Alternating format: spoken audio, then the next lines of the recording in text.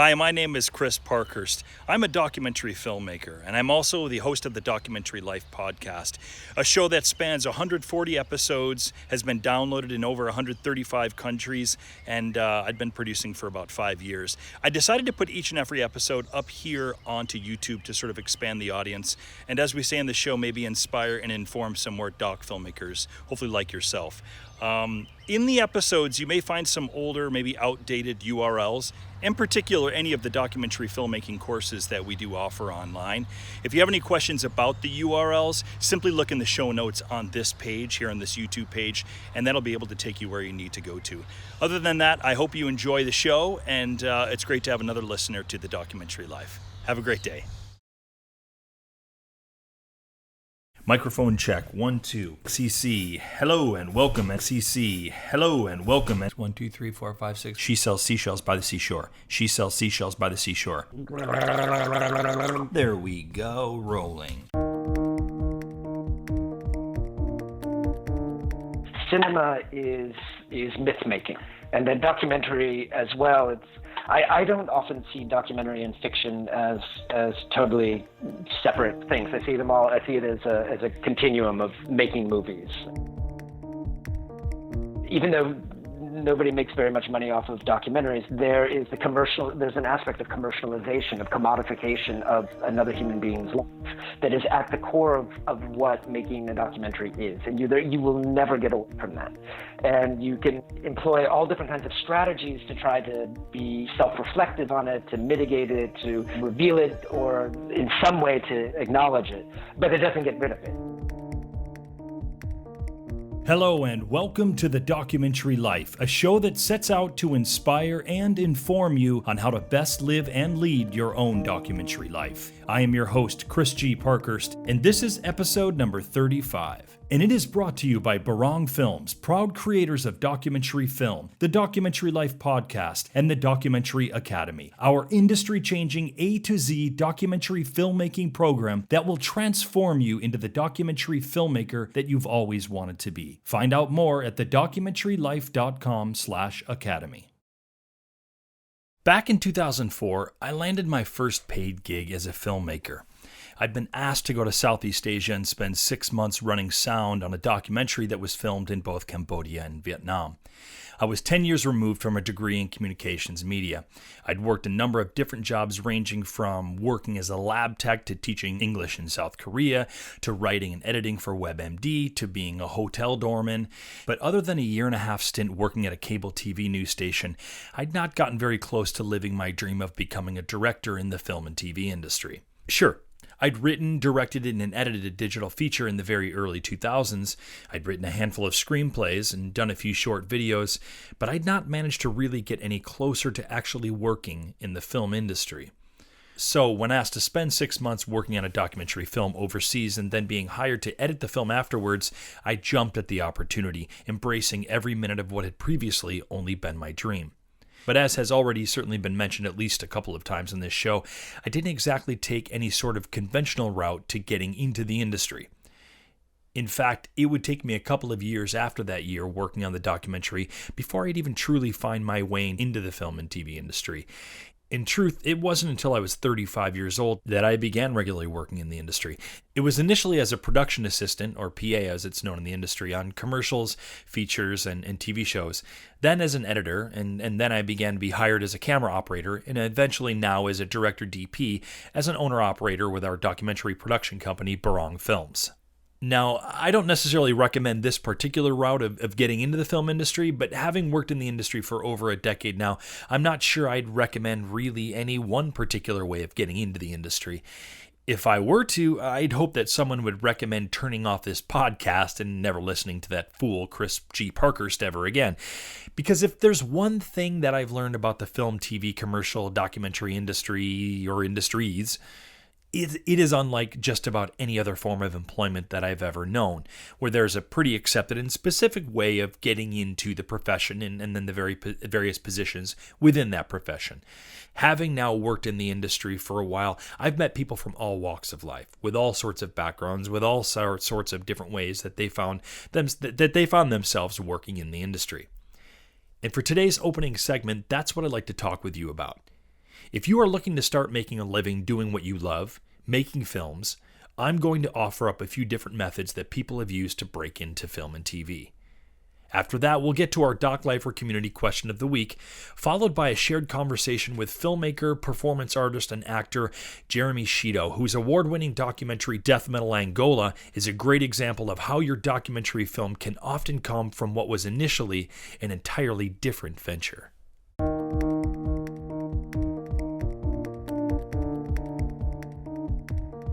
Did you know that each and every episode of The Documentary Life has its own show notes?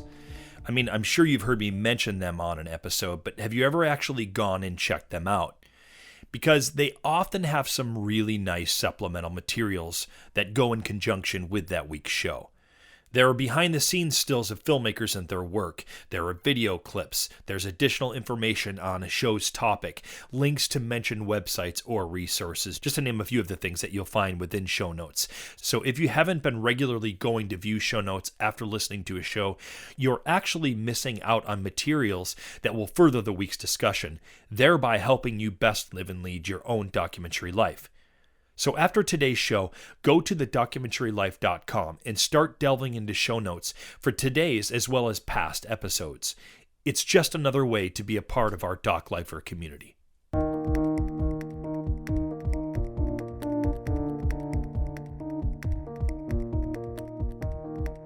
Last month, we eclipsed the 1-year mark for the Documentary Life. We were about 30 episodes in at that point. With our prior format, that would have been equated to around 15 shared conversations with doc industry guests. In that time, we heard a number of people's different stories and their doc lives. As is the case for most of us, only a select few of my guests actually made their entire livings from their documentary work. The majority of my guests, including myself, make our livings doing other work in the film and TV industry, whether by doing corporate or commercial work through our own production companies, or working as a freelance editor or DP, or working at a creative agency of some sort. We supplement our documentary income by doing other film work. Of course, for a large number of you, working in the film and TV industry is not your way of living your documentary life at all. Many of you are students. Many of you are service industry workers, or have office jobs, or work in retail, doing whatever it takes in order to be able to live while you practice your craft and passion for documentary films. Many of you who are doing these various ventures are hopeful of one day working in the film and TV industry as your means for supporting your addictive habit, if you will, of documentary. Not all of you, of course, because the truth is, many of us are working a job that's totally unrelated to film, and it's a wonderful way for us to maintain our interest and drive for our documentary films, sort of keeping the passion and our method of income separate as a very conscious choice. So as much as I don't think I've ever suggested such a thing before on this program, for this segment of Doc Lifers who are not looking to get into the film or TV industry, feel free to jump ahead to the shared conversation with the Doc Industry guest segment. In this case, I will not be offended at all. I completely understand. That being said, I'll also say that even if you do not ever intend to get into the film and TV industry, there might still be something of interest to you here in this segment. Even if it just sparks some bit of inspiration for your doc project or gives you the confidence to approach someone in the industry who might be able to maybe serve your own project somehow, it'll be worth your time. But again, totally up to you. If you want to jump ahead to the guest segment, that's okay too. So I mentioned that many of my guests, myself included, are living our documentary lives by working in the film and TV industry. But just how did we find our way into this industry? What was our first job? What, if any, was the path that allowed us to finally start making a little cash doing what we loved? Mine, as I mentioned earlier, and certainly in prior episodes, was a rather non-circuitous route, shall we say. And I've often wondered if there mightn't have been, a smarter, more strategic way that I might have navigated my way into and through the film industry.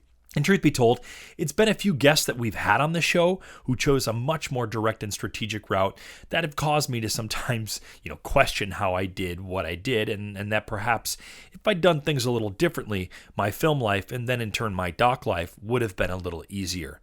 But of course, that kind of thinking can be a bit futile, right? That type of thinking, it's I don't know. I mean, I'm exactly where I am, which is exactly where I need to be based upon the sum of all of these experiences.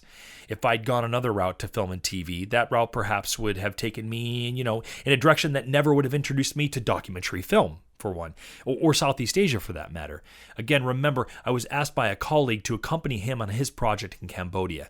That's how I first worked on a doc film, and I first spent time in a Southeast Asian culture. And I wouldn't trade that for anything. Anyhow, you see my point here. There are so many different ways to go about working in film, right? So what might they be? Well, certainly one of the more known methods for breaking into the industry and working your way up the ladder, if so to speak, is as a production assistant, a PA. It's not the easiest or most satisfying methods, that's for sure. It's important to note that as a PA, you're generally working longer hours than anyone else on set. The old first to arrive, last to leave is practically the PA's motto. You're making far less pay. You very rarely, if ever, get paid any overtime, and duties include everything from doing coffee or food runs. I was once asked to get very specific cat food for a very specific wardrobe person, to shuttling talent and crew to and from set, to lugging heavy pieces of furniture off of the art department's truck. It's a bit of a thankless job, the pretty classic way of quote-unquote paying your dues, and then working your way up from there. It's the jumping off point from which you can hopefully impress a particular department with your work ethic and hopefully at some point get hired on as some sort of assistant in the camera, or the art, or sound, or grip and electric departments. The PA works in the production department, which consists of production coordinators, production managers, first and second ADs or assistant directors, as well as producers. If you're unsure of what department that you might eventually like to end up in, working as a PA can give you a great vantage point from which to see how other departments function and the various crafts and technicians that are involved in those departments. Working as a PA, it really gives you a first-hand account of how a film set works, which has obvious benefits later on. Simply by being around and functioning with a film crew and talent, you get an appreciation for how a film set can and cannot run efficiently, which means time and money, which will be a very valuable lesson for you as a filmmaker when you're working your own films. To expand just a little bit more upon that, if you work as a PA long enough, you will have helped out probably all the departments at some point or another. And this gives you such a great vantage point for later on, in particular as a filmmaker, because you have a much greater appreciation for not only what it takes to make a proper film, but how the various departments work with, and sadly sometimes work against, one another. This in itself, it can be an invaluable experience. Now, as you know, coming up through the ranks as PA was how I made my way into and through the industry. And while I wouldn't trade it for anything, I'd also certainly say and point out it's not necessarily the best way for everyone to get into the industry or to be doing what they want to do eventually in the industry. For instance, you might notice that it hasn't been mentioned how one works their way up to being a director, or what department is the best path in which to do so. There's good reason for that, because unlike so many of the other lead film and TV positions like producer, director of photography, or art director, there just really isn't any accepted tried and true path to becoming a director, which leads me to film school. Growing up in the 80s, just about every book that I was reading about any famous film director implied that the way to get into the film industry was to essentially move to California and go to film school at UCLA or the University of Southern California. A few, of course, were going to school in New York, but the majority of the focus tended to be on Los Angeles and going to film school there. I can see why this was the majority of the material that I was coming across or that was out there at that point. The heart of the film industry in the United States was, of course, in LA. So film school was practically the breeding grounds, the minor leagues, if you will, of Hollywood's next filmmakers. At that time, if Hollywood was your goal, going to film school completely made sense. But of course, things are a bit different now. There are well-known film schools all over the world. Hollywood is no longer the only place in which to make a living working in the film and TV industry. In the U.S. alone, one can live in places like Boston, Philadelphia, Chicago, Seattle, Portland, or even Albuquerque, New Mexico, and work quite regularly in the film and TV industry. And now with the great demand for video content for just about every company imaginable, one can own their video production company in nearly any kind of town around the world and be making a living producing videos. So the question is, do you need film school for this? In the past, I've had, shall we say, not the most positive opinion of film schools. It also admittedly wasn't always the most informed opinion. But I'd met too many colleagues who'd gone to one of the, for example, the art institutes. Remember, these are very expensive private institutions. They're a chain of institutions, actually, throughout the U.S., who went to school for a year or two there, and they couldn't afford to go anymore. They ended up working in the film industry anyway, and then having to pay off $60,000 in debt without so much as even a degree to speak of. In fact, one of my good friends and colleagues who this happened to now works in the art department full-time on a show like Grimm, and a couple of nights a week, he teaches students at an art institute. However, I've also heard very positive things from friends and colleagues who went to film school. One of my mentors had a great experience going to school at Tisch in New York. He made a number of student films and then ended up interning and then eventually working for none other than the late, great Jonathan Demme. He very strongly believes that his time in New York, working alongside other like-minded students who shared his passion for filmmaking and for meeting Demme via his film institution, that was the best path for him. Another filmmaker, John Manning, who was recently on the documentary Life, I believe it was episode 31, he spoke very highly of his time in film school. In fact, it's his belief that his time at Brooks Institute, a for-profit institution that for 70 years, it specialized in things like photography, underwater cinematography, and film and video production, was what not only shaped his film career, but allowed him to jump straight to working in the position that he wanted to work in, which was as a film director, without sort of having to work your way up that film production ladder. It's John's assertion that the Brooks Institute education in itself was the film ladder, that by going through their program, he worked and understood the various positions on a film set, and therefore, why would he bother working as someone's assistant for a long time before maybe an opportunity finally revealed itself whereby he might get his shot at directing? In his way of thinking, he already was the director. So John formed his own production company, sought his first clients, and he began working as a producer-director and simply hired out all of the other necessary positions. I have another good friend, Brian Kimmel, who's a director DP and owns his own production company, Optic Nerve Productions. He'll actually be on the show next week. He feels similarly to Manning, that it was his immersive instruction at an institute that set him up to begin working as a DP soon after his schooling. I mentioned earlier the great need for more and more video content these days. Whether it's as promotional material for a local company, internet videos for a well-known company, or a show on Netflix or Amazon, there's such a need for video content that it's no wonder that some of us are just investing in some decent camera, lighting, and sound gear, starting our own little boutique production company, and getting out there and making some money without having gone to film school at all, or without having worked our way up through someone else's production company. I totally get this as well. As I think that I've hinted at, the way that I got into and worked my way through the film and TV industry is not the way that I would necessarily recommend to everyone. Or it might be exactly the way I'd recommend it for someone, right? The truth is, I wouldn't necessarily recommend any one specific method for getting into the industry, because the reality nowadays is that there are a number of ways in which to do so, and we're all different people with different desires and reasons for working in the film and TV industry. So at this point, I would find it highly irresponsible and insensitive for anyone to tell you the right way to get into film and TV. It's simply just not that simple or straightforward anymore. So figure out what will best work for you and just go for it, man. Finally, I'm curious about your thoughts on this. How did you end up working in the film and TV industry? Or if you're not already and hope to, what is your plan to do so? I'm super curious, as I'm sure are other doc livers who have done this or themselves plan on doing so. My email is chris@barongfilms.com. Drop me a line and let me know. Speaking of emails, coming up in our next segment is the Doc Lifer Community Question of the Week.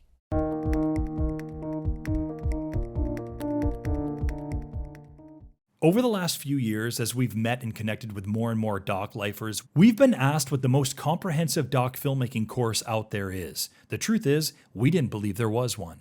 There are plenty of videos and some courses that walk you through some technical aspects of filmmaking, and workshops that cover some of the business aspects, but there was nothing that specifically took the doc filmmaker through the whole actual doc filmmaking journey, both creative and business, from A to Z.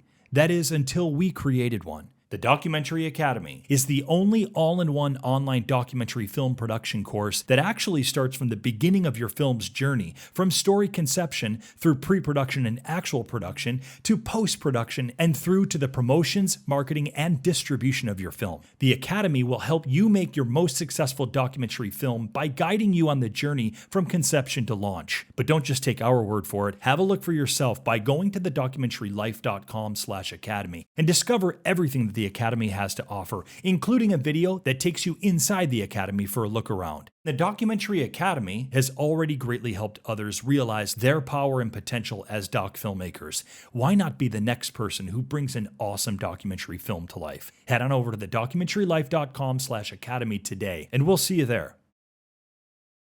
And now it's time for the Doc Lifer Community Question of the Week. This one comes from Dean in the UK. Actually, I've put two of Dean's emails together because I really appreciate the things that he had to say. It's important to note that the first time I heard from Dean, he let me know that he was getting set to make his first documentary film. He was excited by the episodes of TDL, and that lo and behold, he was not unable to download any of the shows prior to episode number 20. I immediately investigated this to see that indeed only the 10 most recent episodes were showing up on iTunes and Stitcher and various other podcast apps. There was no problem gathering all the episodes via the archive at the Documentary Life website, but there didn't seem to be a way through these other applications. You can imagine this was very troubling to me. So I quickly investigated and researched and sent off various emails to various entities. Long story short, a setting in my WordPress settings had reverted to only showing the 10 most recent episodes. I quickly rectified this, and TDL was fully back up and running. So thank you, Dean. A bit of email correspondence would ensue after that, which is what I'd also like to share. And Dean wrote, "Hey Chris, I'm able to get all of your episodes from one upwards now, which is cool. Been listening to a few while out hiking. In the UK, they call people from Newcastle Geordies. Laugh out loud, you'll probably know that." And of course, that was in reference to my wife is actually from Newcastle. And so he's referring to that. He continues, "I'm off to Nepal on the 5th of October and finish on the 22nd, but staying in Kathmandu overnight, hoping to get some video and shots. I'm planning on shooting a few short docs up there, one about why people travel there and the hike. Another will be about guides and Sherpas of Nepal. I'm hoping the people I ask for interviews will say yes. This is my first ever documentary, so nervous and excited all at the same time.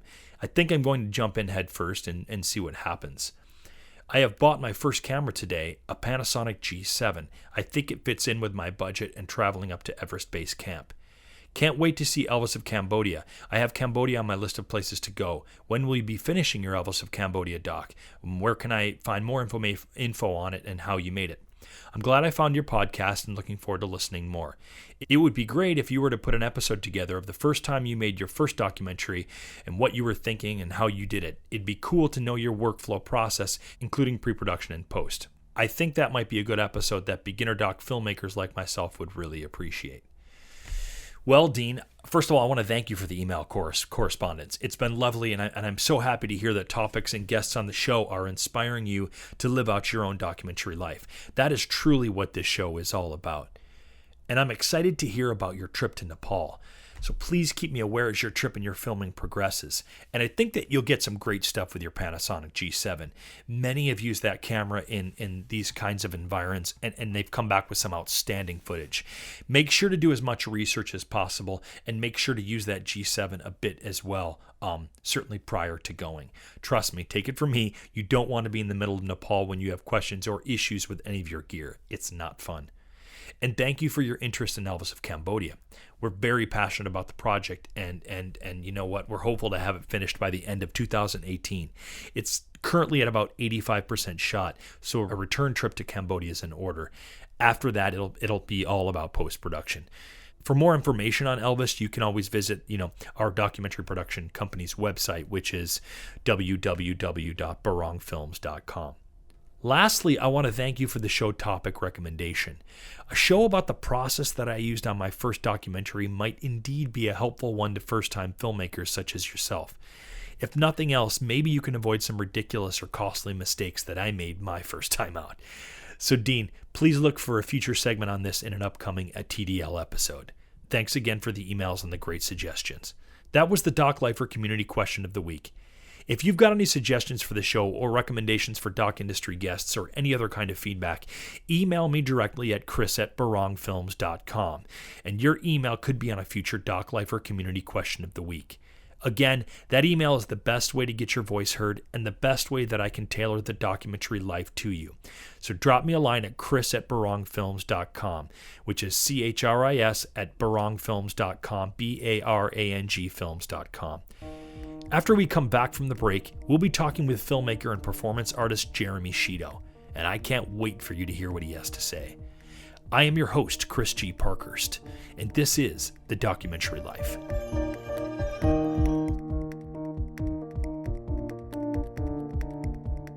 Jeremy Shido, I'm excited to have you on today on The Documentary Life. Thank you so much for agreeing to be on the show. Well, thank you for inviting me. I had been, aware of your work a few years ago, obviously with your documentary feature Death Metal Angola, and looking more into the work that you have done with that film and done since then, obviously with the Angola Project and some other things.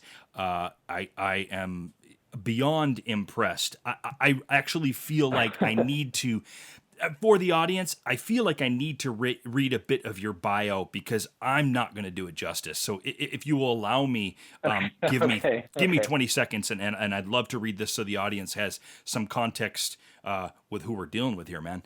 Jeremy graduated cum laude in painting and comparative literature from Columbia University in New York and trained at the Actors Studio. A Fulbright and Guggenheim recipient, he is the artistic co-director of the performance and film company Kabula 6, voted Company of the Year 2009 by Belletants, and awarded Outstanding Artist of the Year 2010 by the Austrian Ministry of the Arts. Kabula 6 has presented work for both film and stage all over the world. Jeremy's film directing credits include the award-winning feature documentary Death Metal Angola, the 6-part Crime Europe series, and the short documentary Macondo, in addition to several short fiction films. He is known as a performance artist with a unique approach to stage and film, blending emotionally gripping personal stories with the larger social contexts within which they emerge, including the trilogy The Angola Project, which premiered at Impulstanz in Vienna and PS 122 in New York. Working as a dancer, actor, and filmmaker, he has performed and presented work around the world on stage, TV, and in cinema. And apparently, Jeremy, you speak English, German, Spanish, and Portuguese. I'm not honored, man. I mean, I'm not worthy. I'm very honored, but I am not worthy. It's very kind of you. I'm super happy to talk to you. I very rarely hear my bio read to me, so it's a little bit strange. But. It's trippy, it's humbling, it's strange. It is. Yeah. It's a different thing. But I felt like it was appropriate to do that because I wanted to make sure that like I said, our audience has some context in which you do your work and where it comes from, which is really where we should probably begin this conversation, where Jeremy Shido and your work comes from. In fact, when I reached out to you, who knows, you might have thought it a little strange that, here's this guy, who reaches out to me in part to talk about a doc film, that you did that came out 4 or 5 years ago. But the thing is, Jeremy, what has struck me, and that I felt like would be great to have you on the show is you have filmed in developing countries. You have filmed in, well, let's just say adverse conditions, right? You and I have quite a bit in common. You focused your work in Angola, where I've focused it more in Cambodia and Nepal, and I just feel like, and we have a lot of doc lifers, a lot of my listeners are doing work in developing countries, and I just felt like you were a natural fit for the show. So again, welcome aboard. Great. I'm really glad to have you. Thank you. I'm very pleased to be here and to have this conversation. Jeremy, give me a brief idea of how performance and art, and then of course film, became to be a big part of your life. I mean, I grew up in Detroit, and I used to, we used to dance on the street. We used to break dance. And I was the white kid in the group. We'd pull out our cardboard and dance on the street corner. And did you have parachute pants? It was. I didn't have parachute pants, actually. I didn't, but I was very aware of them all around me. Of course. I had a more humble style. Okay. Yeah, and I actually think that in a lot of ways that experience and sort of the experience of growing up doing sports in a way, and sort of the performance aspect of sort of belonging to a team and a group of people who in a certain moment in time have to perform. Right. It's a huge part of how I ended up moving into performing arts. And early on I did a bunch of theater, and I had always painted as part of my life. And those things sort of I carried with me all the way through college when I was in New York. And then after college, I started working as an actor, as a Shakespearean actor, and continuing to dance. And I think, and eventually, I was on the West Coast and then back on the East Coast working with a director named Andre Gregory, doing a bunch of Grotowski plastique work. And then I was at the Actor Studio, and I then got an opportunity to go to Europe and work with a bunch of performance artists in Europe, and I have a feeling that that's actually where most of sort of where I kind of feel like I came into being a working artist, where that's all that I did, and I would move kind of continually, fluidly between different forms of work, and whether that be working as a dancer that I continued to do, or working as an actor for stage and film, and then eventually getting opportunities to actually make movies.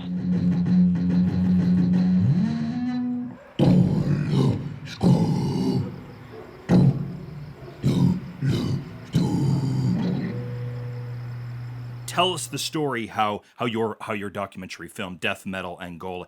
Tell us how it came to be. And I ask that because you didn't intend originally to shoot this particular documentary. In fact, it spawned from an entirely other project. Yeah, no, it was a mistake. It was a total mistake that Death Metal Angola happened. I was working on another film about Chinese construction workers rebuilding a railway line through the middle of Angola, and that in itself came about in a strange way because I had been invited to a theater in Lisbon to create a new performance piece, and I wanted to make a movie, and we made an arrangement that I would, document my research, and somehow that research led me to Angola. The story that I was working on could only be told if I were in Angola. Yeah, right. And so I invited a very dear friend of mine who I'd worked with on stage quite a bit, who was not a filmmaker, but just very smart and very up for an adventure, who's from London, actually, Jim Barnard. And we flew off to Angola and decided to take this, to ride the train from the coast as far through the country and into the border as possible, as close to the border as possible. Sounds great. Sounds so awesome. And it really was. We had like two little cameras with us, and we just kind of was like, let's just see what happens. And the train kind of just sort of stops in this town called Huambo, right, which used to be the old capital of Angola. At that time, I think that the train goes further now, but at that time, in Huambo was. It was the capital under sort of colonial Portuguese rule. Okay, right. For like a year before the Portuguese were thrown out, and it was after the Portuguese left. There were a number of different wars that ensued. And Huambo had been largely destroyed. Yes. And the railway line had been totally decimated from that point on. And so the train stopped, and we got out, and I wanted a cup of coffee desperately. And in Huambo, there was only one place where you could get like a decent cup of coffee, right. and not the Nescafe instant little packages, which I'm personally very fond of. Excellent, of course, because it like reminds you of these countries.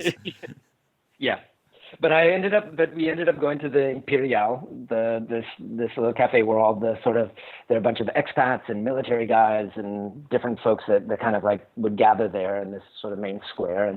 And we were having a cup of coffee, and there was a guy that was maybe 3 tables away from us, sort of this young man with dreadlocks, kind of like a blue button-up shirt, sort of Oxford shirt, who like looks over at me and waves, and so I kind of wave back, and then he motions me to come over, and so I pick up my coffee and I go over to him and I sit down and we start talking, and he asks me what I'm doing.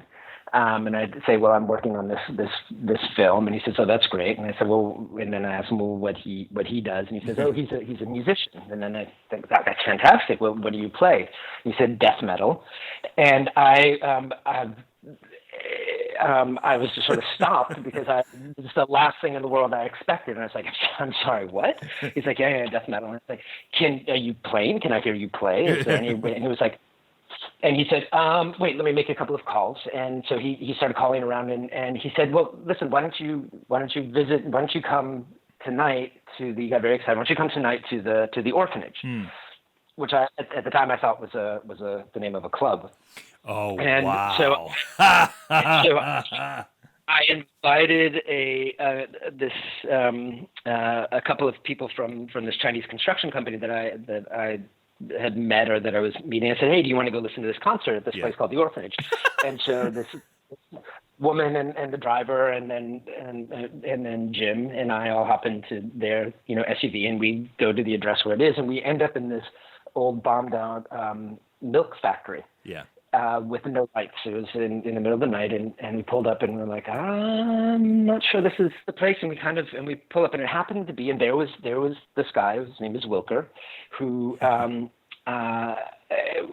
because the generator had gone out, the electricity in that part of town had gone out, which is quite common. Yeah. He was siphoning electricity from the neighbor's house where they had one generator, and so he had this cord that to plug in his amplifier, and there were sort of shadows of children running around everywhere.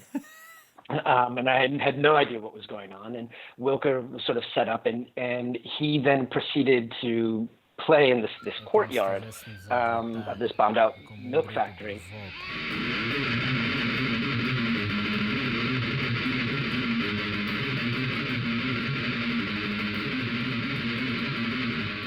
At that time, I was still thinking that I was making this movie about the Chinese construction workers, and even after we left, I thought, this might be an interesting stop along the railway. Might be a part of it, right? That'd be an interesting part of it, and we got some money to go back and to film a sort of a trailer, a teaser, with a proper cinematographer and crew, and so I called up Wilker to find out if they were around, and he got very excited. He said yes. He said that we're organizing the first ever national rock concert, and you're going to film it. And I was like, oh, okay.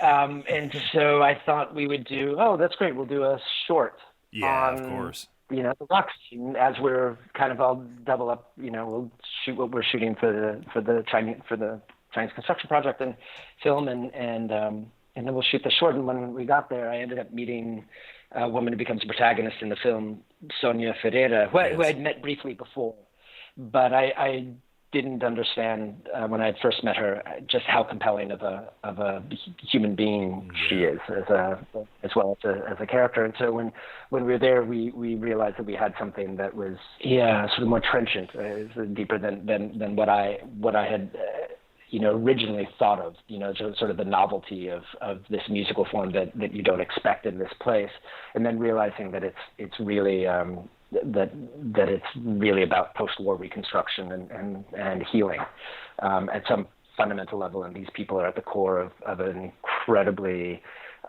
difficult and important endeavor.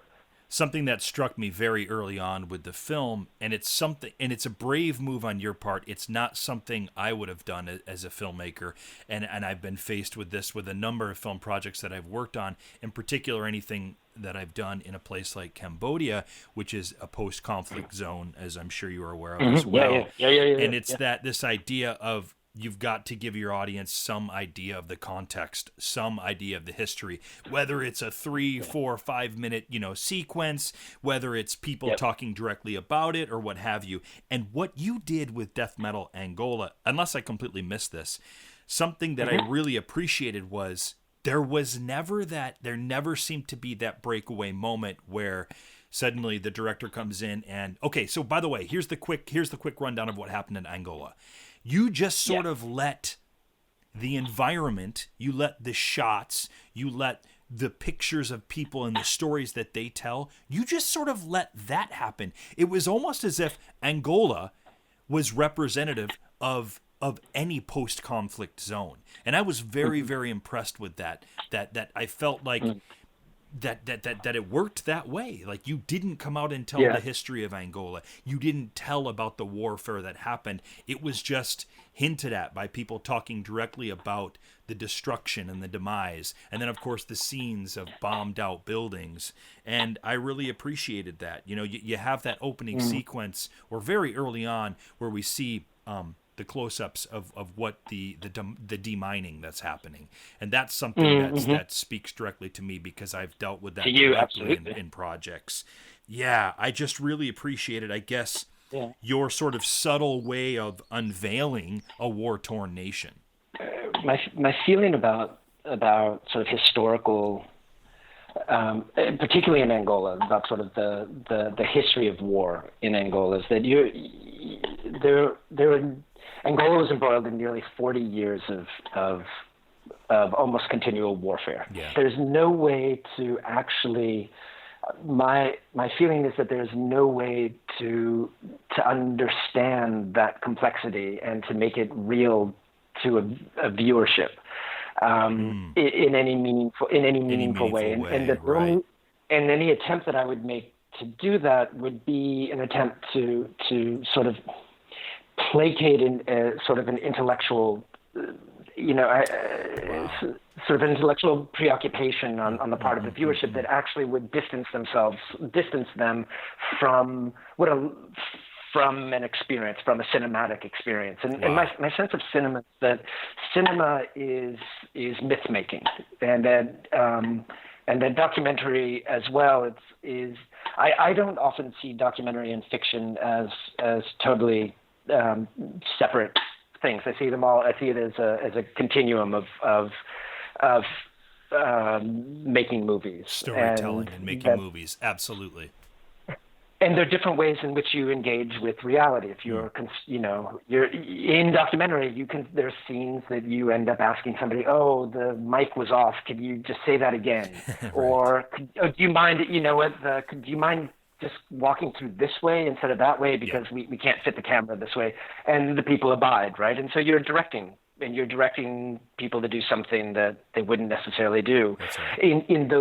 in those moments. And it tends to happen later on. In the beginning, if you're shooting verite, you're just shooting whatever you can grab and trying to set up shots. And but so it's a fictionalization of an actual world the moment that the camera is there. So I don't have and so I just saw that the core of the story is that there's an unprecedented amount of destruction that's happened to a place and people who've lived through this, and these are these people, and then this is the morning after the battle, right? It's sort of the opening shots of the film are trying to of the landscapes were about the next day, and I felt that the more I contextualized what that was, it would pull you out of whatever the cinema was doing. And it was interesting because when we got American distribution, that the American distributors actually wanted that context at the very opening of the film. Of course they did. And so I've worked very hard to we did it. So the American version of the film, interesting, it just has a couple of titles in the beginning. Okay. And the titles, and I did the titles in a way to list, instead of describing the conflict, I had titles which just listed the numbers of dead, the numbers of destroyed, the numbers of whatever. From this time to this time, there was war. Yeah.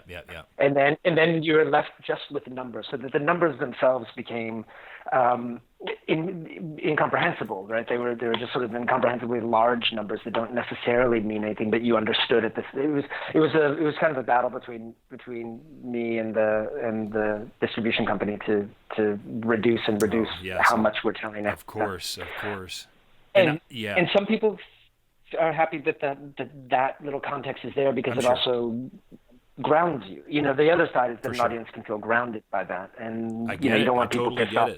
I totally get it. But I didn't see the American version, and we wouldn't even be having this part of the discussion if I had, in a way, quite frankly. And so I just appreciate that you did something that I don't often see, and I don't often do myself ever. I always give some kind of context. So I really appreciated that you didn't. And kind of a side note of that, or is that, you know, it encourages someone to kind of look into it. You know, look afterwards, into it yourself. I want to know, well, what exactly did happen in Angola? And that's wonderful. But I always feel like that's the most exciting thing that you can do with the film, is that you can inspire an engagement in somebody's actual life, right? That you know, it's part of, like, the film itself shouldn't tell everything. It should start a conversation in the world in which other aspects come and speak back to it, contradict it, hold it up, you know, that it becomes part of cultural dialogue. Mas é melhor contar a verdade toda, porque essa coisa de ver o dinheiro com jeito, a gente acaba sempre por saber. E no princípio, the title is Death Metal Angola, but for me, it's about so much more, right? It's really about Sonia and Wilker, right? It's about this couple and what they're doing at the orphanage, and music is a part of that. Absolutely, it's a binding force. But man, the film is really about this incredible woman and her boyfriend and the work that they're doing. Yeah. So at the center of the film is an orphanage. An orphanage is not quite the right word, but it's I know. Because it is an orphanage. Everybody they're war orphans that are at the center of this place. It's called Okutiuka. Yes. And it's in Huambo. But it's like a center for youth. And Sonia Ferreira was a teacher who experienced the wars in Angola, who lived through them, who survived them, and she couldn't help herself from taking care of kids. The most vulnerable kids were our boys. That both during the war, she did sort of Herculean efforts. She saved a group of kids. She tells a story about it, and then after the war, that the kids who are the most vulnerable happen to be young boys who will end up on the street and die if they don't have, you know, when they've lost their parents, and she becomes a surrogate mother for all of them. But I think that the one of the things that becomes really interesting about Sonia, and one of the many, many things that's interesting about Sonia, is that the way that she found strength through the years of the war is through music, and specifically through rock and roll. Yes. And the meaning of rock and roll in this particular context, where rock was not a popular art form.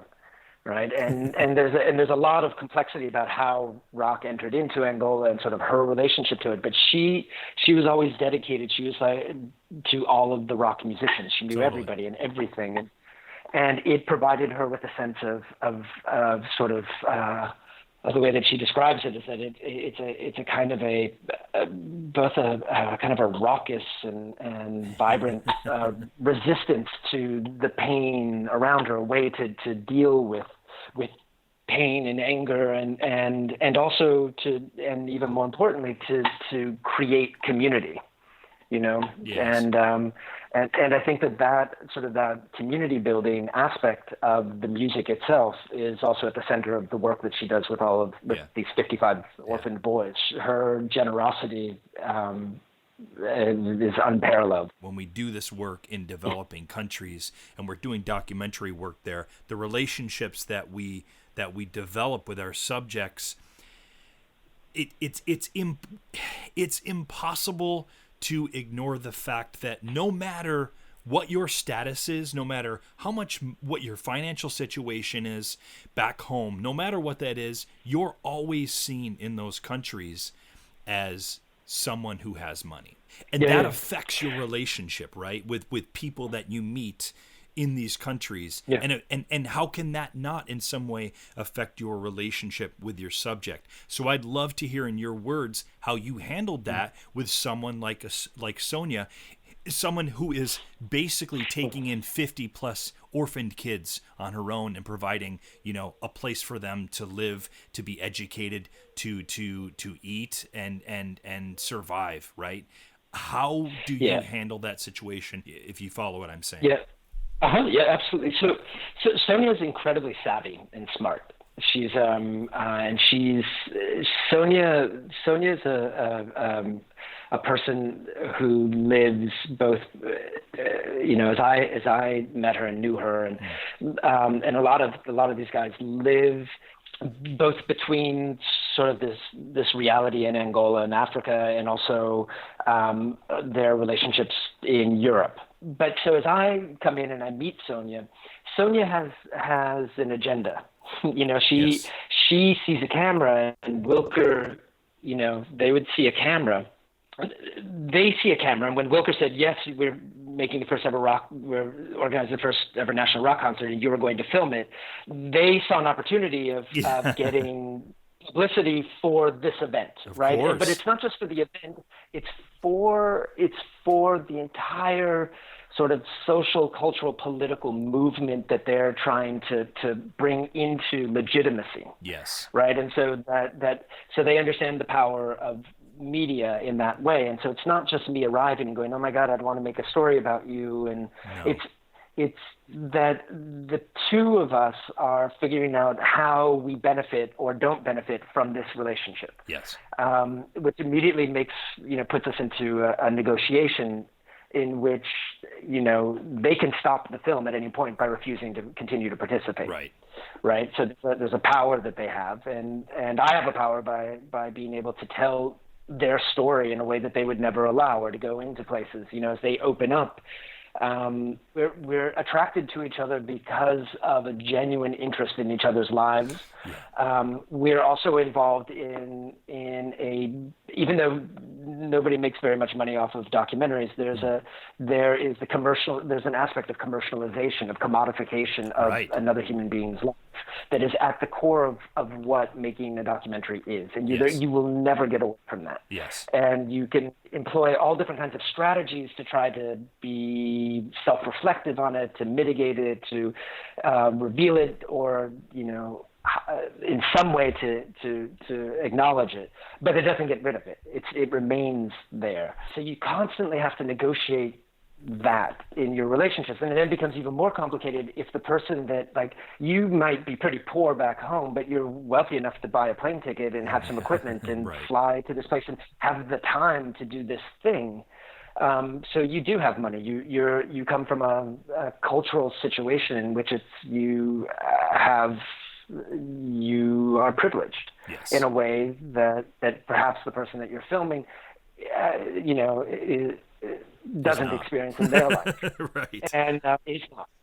And so, it becomes awkward when you're like, listen, I'm not going to pay you for this. Yep. Right. Or I can't pay, but maybe I can offer you maybe I can offer you this. So and then you realize, like, whatever sort of pure and altruistic in your own mind is not. You're part of the commerce. And yes, the second you buy lunch. Yeah. The second you buy lunch.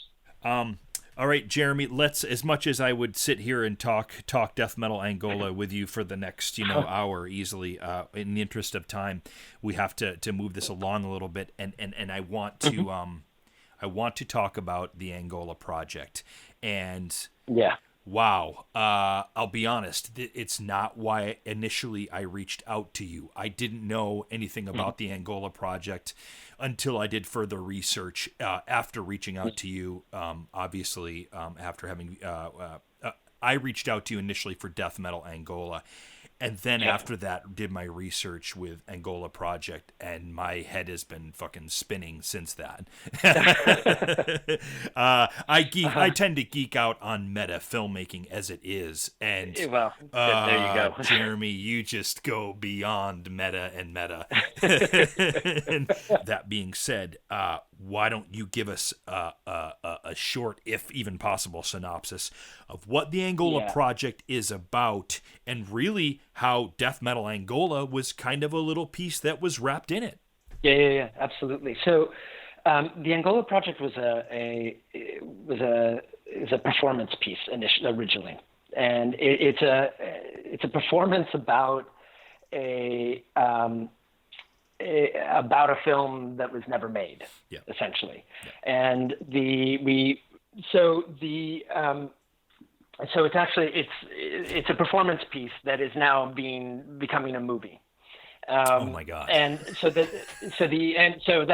meta level of it is taken one step more. So the Angola Project is about, as a performance piece, it's about a guy who tries to make a movie, and in the process of making the movie, he ends up traveling around the world, only to realize that all of the stories that he's searching out in the world come back to the story of where he grew up, which is in Detroit. For you, Detroit, that's right. And for this character is me.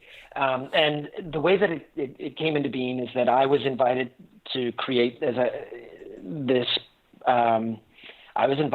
to create a performance piece for a theater in Lisbon, and I didn't want to make the performance piece. I wanted to make a movie, and so we made this deal that I would document the movie, the research on this film, and I would use that documentation as a part of a lecture performance, which was a very fashionable thing at that moment in time in Europe, and in which I stand on stage with a bunch of video material and sound and images, and I kind of tell a story with this stuff as a lecture, but it's really a performance.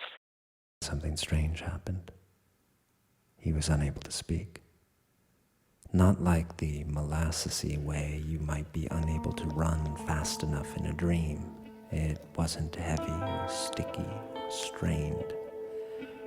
There was suddenly a complete lack of effort, like a gear disengaging, or when you jump off the cliff and are suddenly paragliding. The moment a solid becomes gas. It was an uncoupling, quite peaceful. He could see the room. It was very quiet. That was sort of the beginning of the Angola Project, and the film that I tried to make was this film about the Chinese construction companies rebuilding a railway through the middle of Angola, right? And all of the obstacles that I hit in trying to tell that story, not the least of which is people not wanting at that time to hear the story, or not thinking that story was of interest, or that a story about Africans and Chinese with no white characters involved was going to sell in their markets. And so as the story of me trying to make this movie and the things, the impediments that I sort of hit sort of reveal deeper issues about colonialism and racism that are persistent in historically and contemporarily in our world, and that those things exist in every action that we do.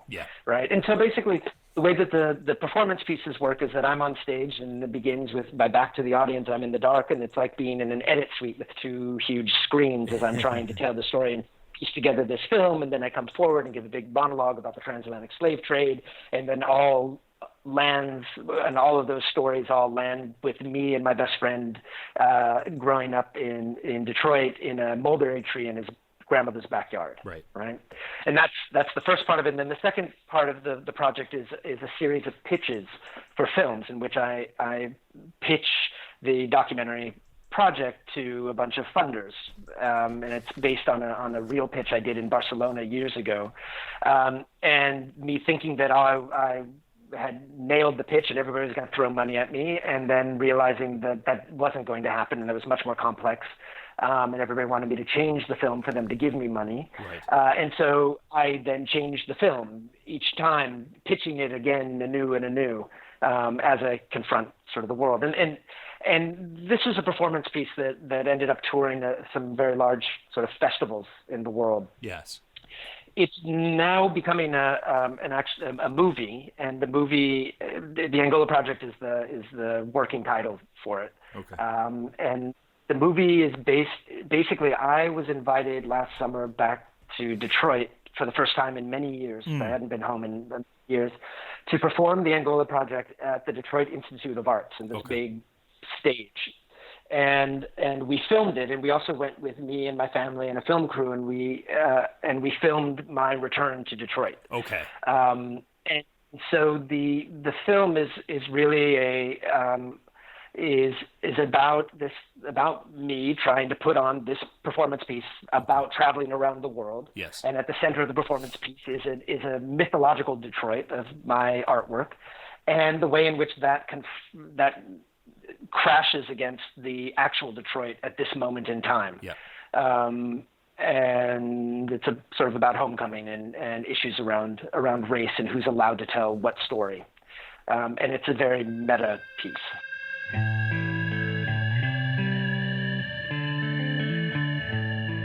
As we wrap up our conversation here, what I'd love to hear directly from you is, what is it, Jeremy, you're ultimately trying to achieve with your works like Death Metal Angola and the Angola Project? What are your hopes with these projects? There's a part of me moving into making the work that I make that is about trying to engage in the world. It's giving an excuse to engage in the things the people that I find compelling and interesting, the stories in the world that are compelling and interesting that I want to be able to know, just to be able to get to know or to have a relationship with. And this is it's a means. Making artwork is a means for moving into the world. It gives me permission. The other thing I realize that the stories that I'm particularly attracted to are stories that shift what our typical vision of what the world is, that give us another way of imagining another way of imagining the world. The world is not as we think it is. Indeed. People don't expect, in a very sort of somewhat superficial way, to say that, nobody expects death metal to be in Angola is sort of the hook. And it's how interesting, how funny, Africans playing, death metal, Scandinavian and upstate New York. Yeah, exactly. White music, that cultural thing, but and who are these Chinese workers in the middle of Angola doing what? Building this railway? How does that happen? Yeah. And how is the story in which there are no white people involved, in which Angolans and Angolans and Chinese are creating the 21st century together, right? It's this vision of the world that we don't expect. But I think that the deeper thing is, like with the death metal, is that the hook is like, oh, this is how novel. But the truth is that this form gives it allows it's robust and enough to be able to withstand the stories that these people have to tell, right? And so the things that you believe that are sort of cultural signifiers, really they're like a genre of music, right? In fact, what it is that when it enters into another cultural environment, that other cultural environment can reveal the power, maybe a deeper power that form has, when you've stripped it of its sort of superficial cultural aspect, right? And so it can reveal aspects about our needs as humans, about who we really are, about how we struggle to be alive, how we struggle to make sense of our world, how we struggle to love, how we struggle to deal with loss, and how we rebuild after a tragedy. And and how we dream of great things, and how that all, and that these sort of unexpected mashups of culture can reveal that. And I feel in a lot of ways it's in those spaces kind of between the things, sort of in the cracks between the things that we know, is sort of where I grew up and where I exist, and that's it's the existence that I want to be able to help give voice to highlight and give and to respect and to honor that space. And it couldn't be a more appropriate time to be examining some of these issues in our particular political climate, shall we say? Absolutely. And I feel like it's part of it's. I feel like these voices that exist in the world in the various forms are more necessary now as a counterpoint, as to the kind of atrophy of dialogue and that we're kind of living through. Now it's the most important possible time. You better believe it. As we wrap up here, Jeremy, and I ask most of my guests this, and I would love to hear Jeremy Shido, how is it that you live and lead your own documentary life? Yeah, I think that I've been very fortunate that I've been able to work almost exclusively as an artist for a large part of my sort of adult life, and part of that is because of because of me working as a performer. I would be able to, and working as a performer in Europe, that I was able to my day job would be doing projects that we would have. I never wealthy. Lived a pretty Spartan lifestyle in a lot of ways. Traveled a tremendous amount, but I always was able to do what I wanted to do, and engage in storytelling and in those things, whether it be on stage or whether it be as an actor in a BBC TV series or in a movie, or getting some money to be able to make my film projects. So, but the life has been one of having, the only way that it's been possible is being willing to move back and forth between these different forms. Yes. Constantly, and often having to do several things at the same time. So there's an extraordinary amount of uncertainty, an extraordinary amount of stress. There's lots of joys and perks and the ability, I feel extraordinarily fortunate to have been able to see much of the world. Yeah. But it's by no means easy. And then in moments, and I think this is the other thing that's very important, is that in moments of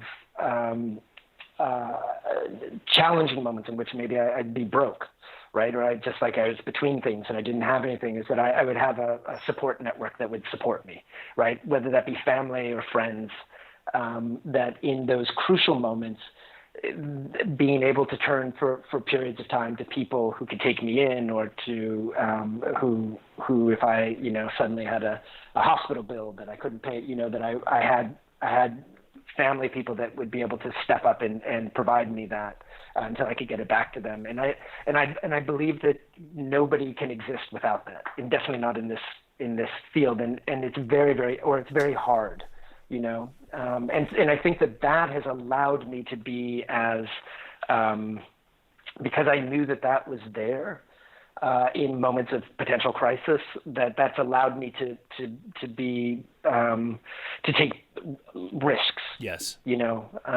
And to put myself in precarious situations, both sort of financially and physically. And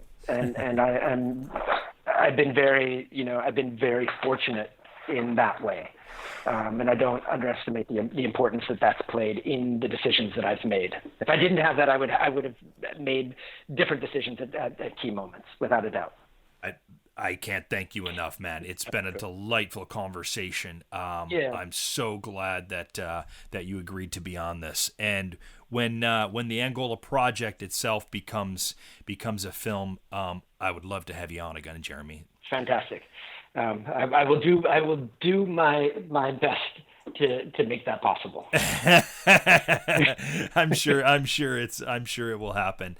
And as soon as you have any future performances lined up, please let me know. I Yeah. have to see this, man. I have to see the performance. Yeah, thank you. Yeah, and have a great evening. I appreciate that. Thanks a lot, man. Okay. Bye-bye, Chris.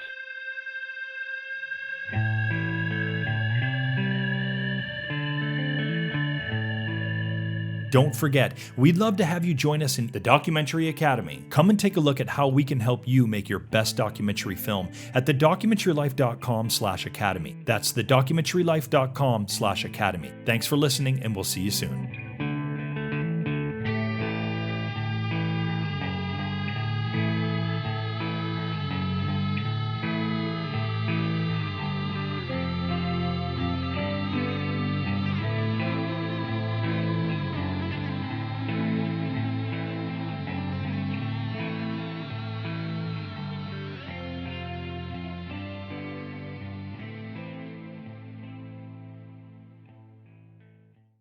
Thanks again for listening to the show, and remember to like and subscribe to this channel.